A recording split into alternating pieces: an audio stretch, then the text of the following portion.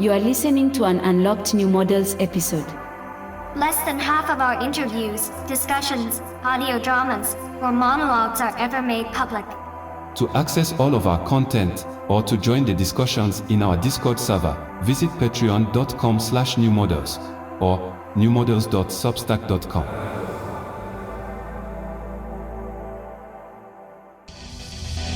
You're now listening to New Models.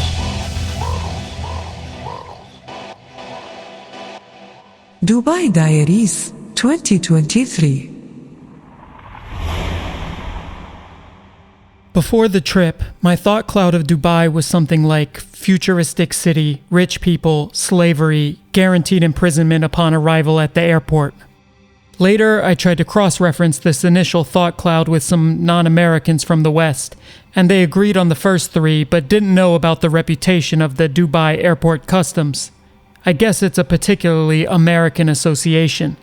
In 2006, the Dubai airport arrest and 4-year prison sentencing of music producer Dallas Austin made national news in the US. He was found in possession of cocaine on his way to Naomi Campbell's birthday party at the striking, sail-shaped Burj Al Arab, the building that first made Dubai go viral, and which graced my iMac wallpaper in my freshman year of college. As a drum and bass DJ in my teens, I also paid attention to the 2007 arrest of BBC Radio 1's Groove Writer, again sentenced to 4 years in prison, this time for a gram of marijuana mistakenly left in a shorts pocket.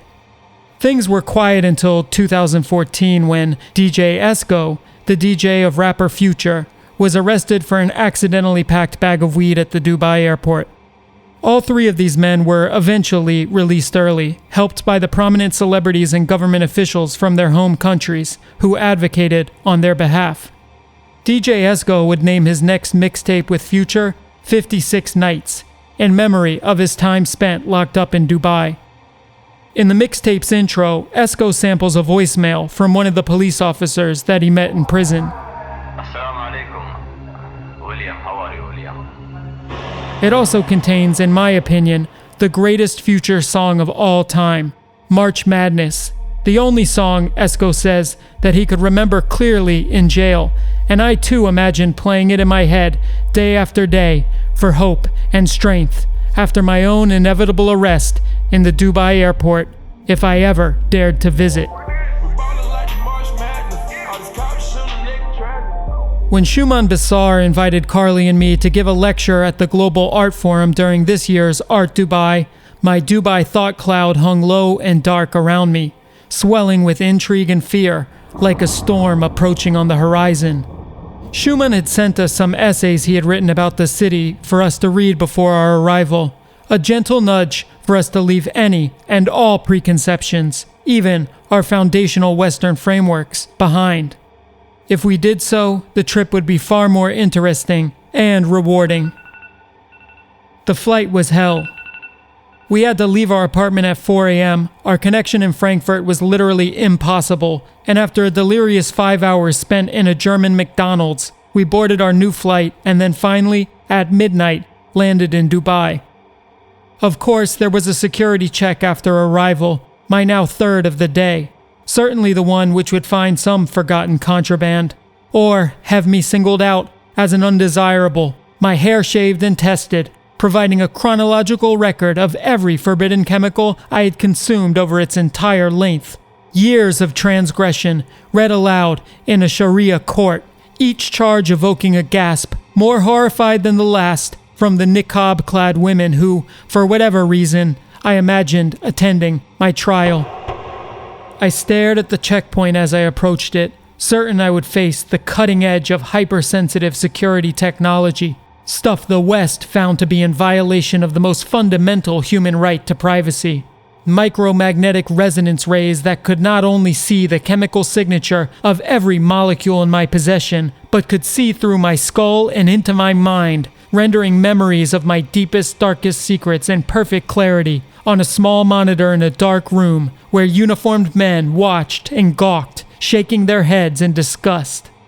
Alas, the security agent was alone, bored and disinterested, and the X-rays and metal detectors appeared to be of 1990s vintage, as if from the prop department of a literal security theater. Leave my Dubai thought cloud behind, I reminded myself. Next, we entered a bright hall staffed by at least 20 traditionally dressed Emiratis, each sitting in a low, open, circular booth. One of them took our passports, said nothing, nodded, smiled, and scanned our retinas. But I was very tired, and also, I have small eyeballs. The first scan attempt failed. Try again. Then the second. Communication failure. Then the third. Security breach. This is it, I thought. I'm going to jail for possession of unscannable retinas. Danger. What reason could there be for my retinal defiance other than a desperate attempt to conceal the criminality that lurks behind them, to hide the scenes of unforgivable sin that have been reflected upon their surface? Weapons activated. I knew my whole future came down to this one moment, and I stretched my eyes open as wide as I could. Login accepted. The fourth scan finally worked. The Emirati had a funny smile, like he's the quiet, mischievous one of the family, the master of subtle hilarity, always delivered with an inscrutable straight face. He stamped our passports and we walked to baggage claim. Our bags came quickly to the belt. We grabbed them and exited the unmanned, nothing to declare door of customs. No ion-sniffing drone in sight. And in that moment, the thought clouds lifted, and I realized I was free. A new man, my past erased.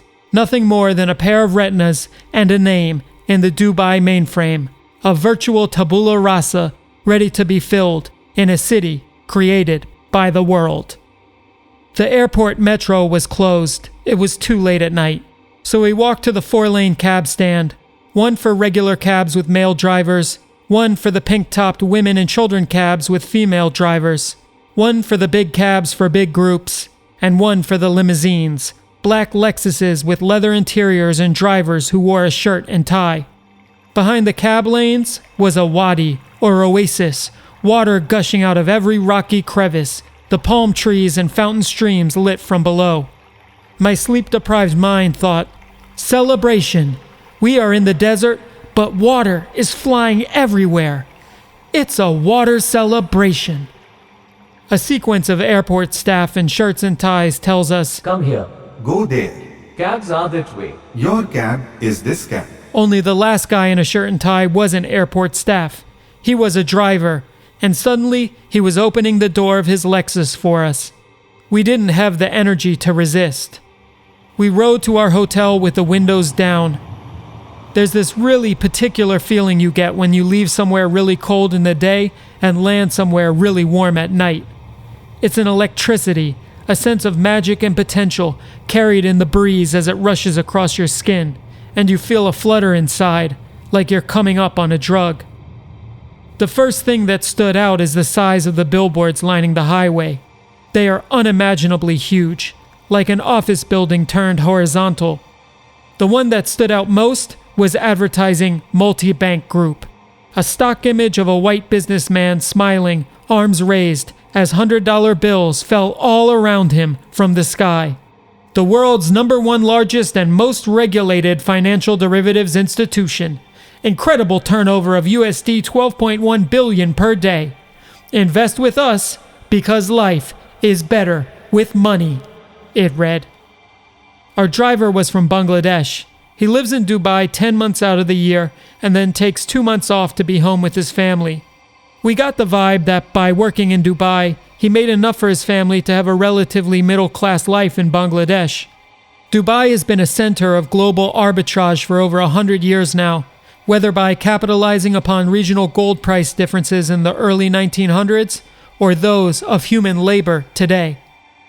The skyline came into view, the Burj Khalifa, tallest building in the world, and the Museum of the Future, an Islamo-futurist stainless steel, torus-shaped monolith entirely engraved with Arabic writing, a poem written by Sheikh Mohammed bin Rashid Al Maktoum himself.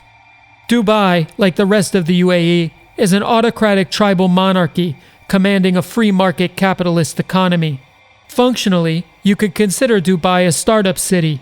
Companies aren't democracies after all, and Sheikh Mohammed is the Steve Jobs of Dubai. Dubai's seed capital was provided by a VC fund led by hundreds of millions of dead dinosaurs. But after reaching peak export in 1991, oil is now less than 1% of the GDP. Still, with billions of dollars a year in runway for 20 years, it's a good reminder that the startup city dreams of Web3 could only be, in reality, startup villages at best. There was something strange, though, about the approaching skyline.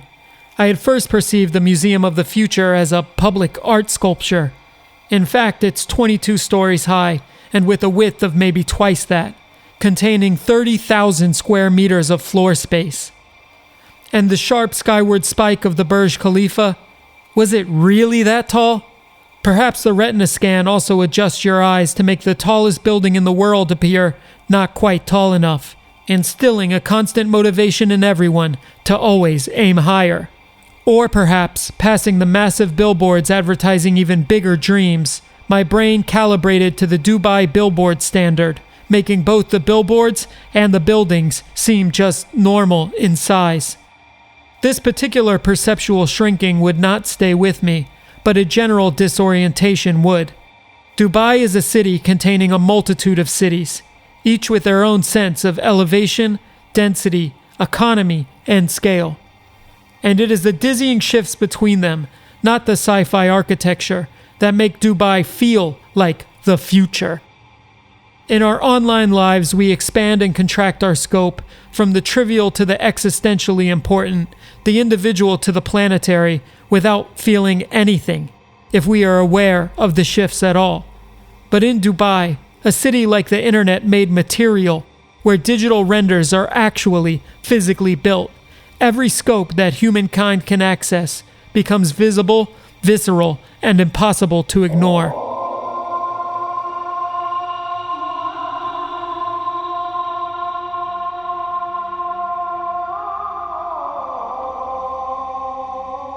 Pretty quickly upon arriving in Dubai, I had a go-to line for my thoughts on the emirate. In part, it's a take indebted to an article Shumon Basar penned for Badoon some 15 years ago titled "The Magic Kingdom: How Not to Think About Dubai." In the piece, Shumon pushes back against the American urban theorist Mike Davis, rest in peace, who, upon visiting Dubai the year prior, played an epic game of anti-capitalist bingo on the emergent city-state across 23 pages of the New Left Review. In his 2006 essay, Davis cites all the greatest hits as evidence for Dubai's ecological and sociological depravity, it being home to the first and second tallest buildings in the world, as well as the world's first and second largest shopping malls. He laments the hubris of Dubai and its manufacturing of islands and archipelagos so as to expand its capacity for waterfront real estate. Davis calls Dubai a caricature of futurism, and one powered no less by the easy money of oil.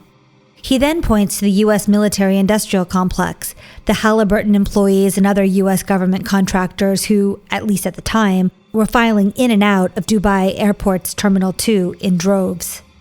Dubai, he said, was a facilitator of terror, pointing to the arms dealing and money laundering made possible by the gray market trade the city unofficially accommodates, whether via offshoring and layered investment instruments, age-old private hawala networks, or as a major node for under-the-radar gold and gem trafficking between the West and the global South.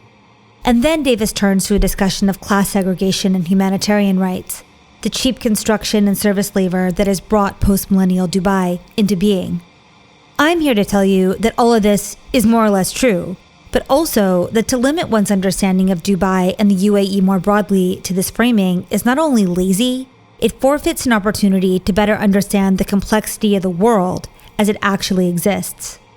As Shumon noted way back in 2007, there is a realism to the Gulf region, and to Dubai in particular, that is matched by few, if any, other places in the world. And during the short 5 days Julian and I spent in the UAE, I came to think about Dubai as a kind of spectacular geological site, where the molten lava of raw capitalism is continuously breaking through. Julian offered another analogy, though, that I think is even more apt. Dubai as a gazing ball of the world, all that contemporary society desires and fears visible in a single sphere. Our first 3 nights in Dubai were spent in a mediagenic pro-influencer hotel, compliments of Global Art Forum. The lobby was scented with a slightly saccharine, woody fragrance, and our room featured a black and chrome Smeg fridge, as well as an inspirational throw pillow reading, "Be wild and wonder." We cast aside the pillow and flipped on the TV to entertain us while we unpacked. Russia Today is still broadcast in Dubai. In fact, it's the 3rd most popular channel in the Emirates. So we tuned in, organizing our mini bottles of hyaluronic acid and organic toothpaste amid Made.com wood and wrought iron fixtures, while talking heads on screen warned of revolutions in the global south, suspiciously led by elites with graduate degrees backed by Western NGOs. Out our window, neo-donk remixes of 20th century top hits wafted up from the Asian fusion pool terrace restaurant. Gazing ball indeed.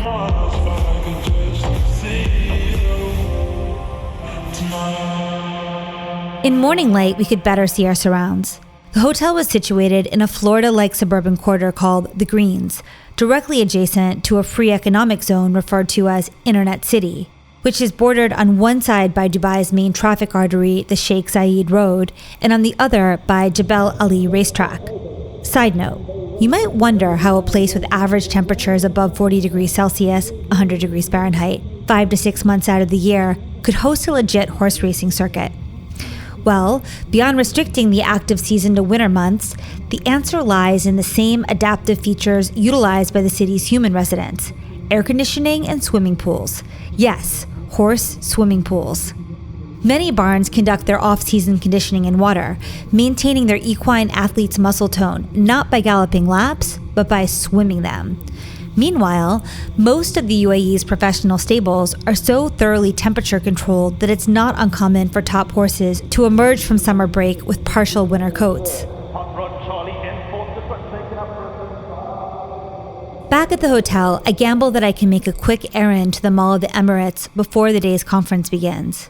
Google Maps shows the nearest metro station as just a block away, and from there, the mall just 3 stops.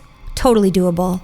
But down at street level, I realize that there's no obvious pedestrian crossing for the heavily trafficked overpass merging with the regular street that stands between our hotel and the metro's entrance. I look up. The towering concrete and rebar skeletons of several in-progress buildings offer no helpful cues. My pupils narrow under the brutally white sun as I wait for another pedestrian to attempt the passage. But at this time of day, there are hardly any pedestrians in sight. I wonder where all the people are, and how they circulate, and who then this metro is even for. But then a woman enters my peripheral vision, impeccably dressed with sleek hair and carrying a stylish handbag. She steps directly into traffic. A luxury black car slows to let her past, then another, and the cars behind. A delivery scooter swerves to clear her path. She pauses at the center median, checks her phone, and repeats the process, effortlessly reaching the other side. I'm impressed, but also in disbelief. Is that really the method? A minute later, an Emirati in a crisp white Kandura, Gutra, and dark shades followed suit, stepping into traffic as the woman had. And again, the vehicles barreling down the concrete overpass slowed to a near halt as he calmly walked in front of them. These intersecting scales and their opposite but mutually accommodating logic came to feel like a key characteristic of the city. A metropolis in a desert, a ski slope in a mall, 2 women in full modest dress, lower faces covered, queuing for the Kylie Jenner Cosmetics pop-up selfie experience. Emboldened by my fellow pedestrians, I too crossed the road and made it to the metro entrance, which leads not underground, but up. I ascend the escalator and navigate a winding path of air-conditioned glass skywalks lined with moving walkways before arriving at the actual station. Signs prompt me to log into the municipal Wi-Fi to check the route. The ticketing system is intuitive, trains arrive every 5 minutes. So far in my experience, all of Dubai is effectively Internet City. Non-nationals are even gifted a 24-hour SIM card at the airport's passport control. And despite the hassle of yet another number being introduced to every messaging app on my phone, I like the thought of the real Emirates passport stamp being me authorizing my Apple Pay to connect with a SIM provider for a seamless top-up when the 24 hours expired, and being logged into the city's corporate financial grid. Bracketing all obvious criticisms of a state-directed prompt to immediately validate personal identity and financial viability with a private corporation upon arrival, was this not a truly contemporary form of international registration? It also tracks with Dubai's actual economy, which runs not on oil, but on retail and trade primarily, followed by financial and insurance services. And due to this, it occurred to Julian and me that Dubai would be a pretty good place to weather a catastrophic global event. Regardless if the markets rise or fall, the emirate will continue to benefit so long as there is robust market activity. Meanwhile, its Jebel Ali seaport, situated at a midpoint among Asian, African, and European routes, is one of the world's largest maritime hubs. There's also the fact that this monstrosity in the desert, decried by Mike Davis, happens to feature a master plan predicated on impossible conditions. Extreme heat, insufficient fresh water, limited oil reserves, and an ethnically and financially diverse population of international workers drawn to the state for opportunities not available to them in their home countries. In this view, Dubai has been actively acclimating to the conditions of the Anthropocene since the turn of the millennium. Its horses train in swimming pools, after all, and its tap water, which is fully potable, is desalinated seawater generated as a byproduct of the Dubai Aluminum Company's smelters that is then routed to the Dubai Electric and Water Authority for power generation and finally civic water distribution. Meanwhile, its Mohammed bin Rashid Al Maktoum solar park is the largest single-site solar field in the world and currently supplies 14% of Dubai's electrical power. While that's still comparatively small, clean energy is a major initiative of the Dubai leadership, which is publicly striving, both out of practical necessity and good PR, for 100% clean energy by 2050. This isn't to say that Dubai is pure or even an approximate ideal. Mike Davis was right to call out the carbon and human cost to the city's development and the dark side of its financial infrastructure. And to be honest, the tap water isn't exactly Evian, and the social and economic divide between white-collar and service workers is untenable at times. And the otherworldliness of Dubai's vistas are in part attributable to the city's moderate to not-so-great smog. But unlike in the West, such issues are not externalities. They coexist within the same gazing ball as the Lambos flipping up their butterfly doors in front of the Burj Khalifa, the 10 million-liter aquarium tank suspended inside the Dubai Mall, and the Palm Jumeirah's 200-meter-high, 360-degree infinity pool. That's a pretty insane view, am I right? Yeah, the views are just incredible. So the highest 360 infinity pool and view in the world. And then the highest infinity pool is over there, isn't it? Yeah. So this is the highest 360. It's 200 meters high. Incredible. It feels significant that from nearly any Dubai high point, one can see where the city tapers to meet the void of the desert, the edges of the built environment always in frame. It also seems significant that Dubai put such value on maximalist superlative like highest, biggest, fastest, first. Is this the toxic accumulative tendency of capitalism at work? Or the generative aspirations of a culture racing to innovate a new paradigm capable of sustaining it beyond 20th century norms? Can the answer be both at once?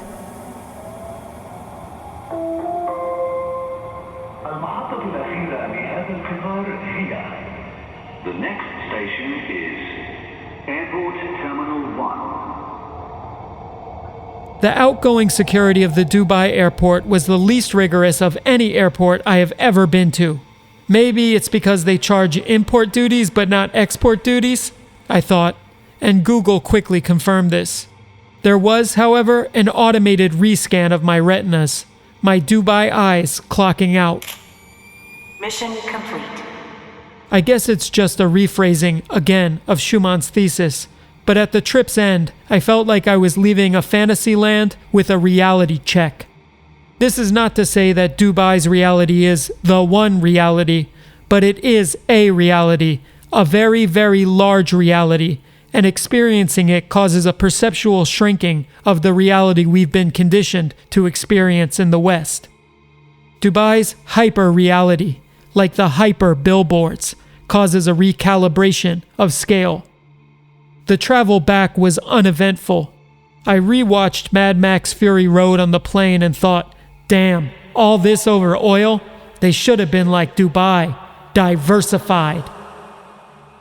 It was below freezing and snowing in Berlin, nothing standing taller than trees in the gray horizon.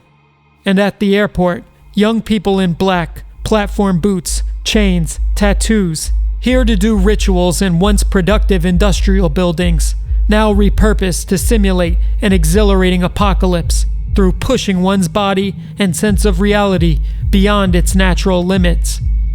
Compared to Dubai, Berlin seems to be in a state of stagnation, unsure of itself in the face of the future. But if Dubai is a bright morning, if not high noon, Berlin is a sunset, quaintly embracing its entropy and filling it with a beautiful, bittersweet romance that was missing from the city I had departed from. There's all sorts of analogies possible for this dichotomy and one's preference for each. Do you prefer dawn or dusk? The triumph of the ego or the S&M of the superego and id?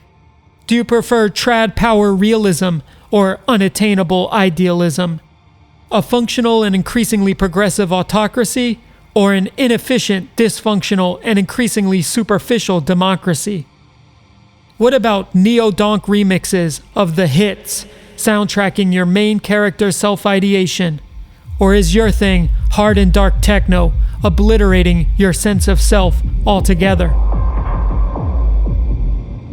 I know my scanned retinas, my Dubai eyes, still remain in the city's mainframe. They still see and still carry the city's logic, and they are still installed in my mind too. They read Western news stories about Dubai's reprehensible treatment of laborers, vast corruption, the disturbing hard soap opera of the royals. And my Dubai eyes respond, as if exploitation, corruption, and suffering is unique to Dubai.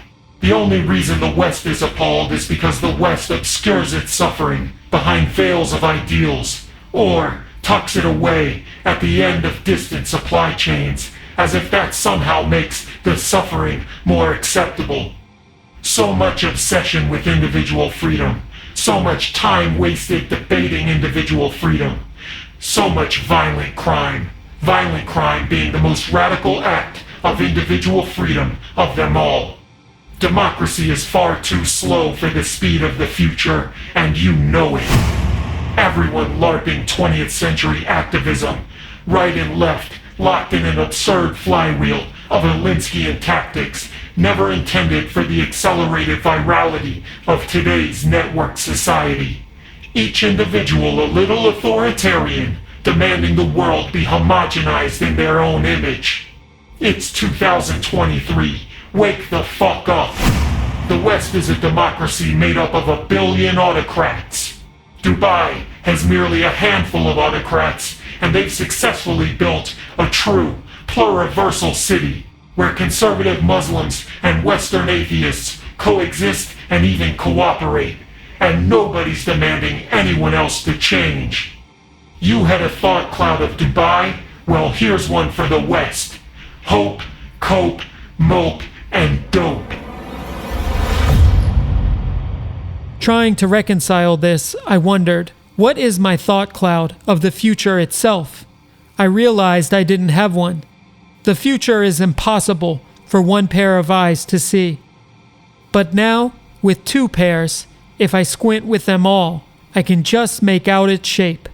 Beyond the trees of Berlin, and even beyond the tallest building in the world.